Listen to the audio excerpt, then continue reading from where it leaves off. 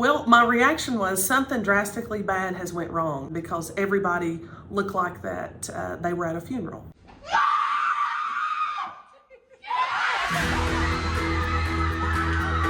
So many people can watch the video that was posted, they just see sheer joy. But there has been so many tears on every level, specifically also with the girls too. You can look at our team and you can see the word overcomer on it. Brock and I met at the University of Virginia's College at Wise.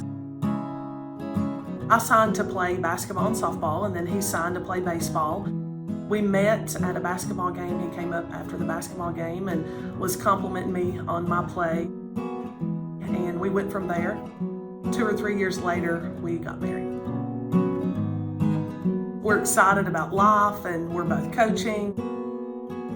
We get pregnant, and then we actually go to the doctor, and at 28 weeks, our first child, Atlee, she went on to be with the Lord.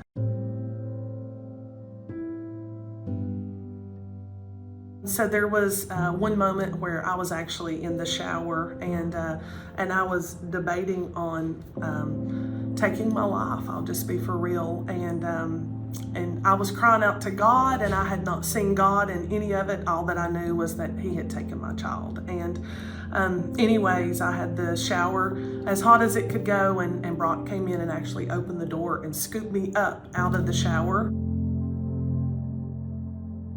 I felt like at that moment, he knew exactly what I was thinking, and so he said, "That's not an option." And he said, "We're going to get through this together, and we're going to get through this with God."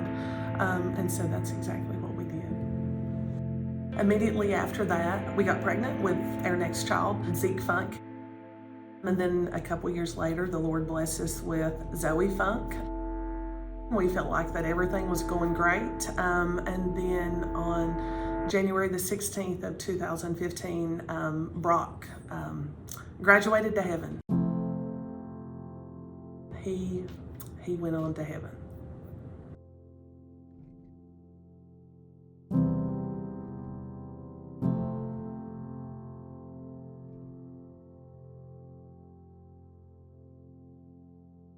It has not been easy at all. I still cry every week, sometimes daily. But I knew at that point that Brock was going to heaven, and that it was going to be my kids and I.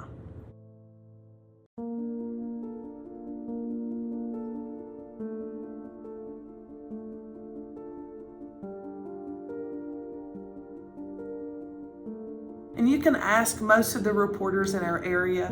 I won't mention any names, but I love him dearly. But there was a lot of people that wrote us off at that point because that was about 1/3 of our points that we were going to have to make up for. Whenever everything happened in the middle of the season, we just called the girls in and was like, first off, that's okay, and we're still going to win the state championship.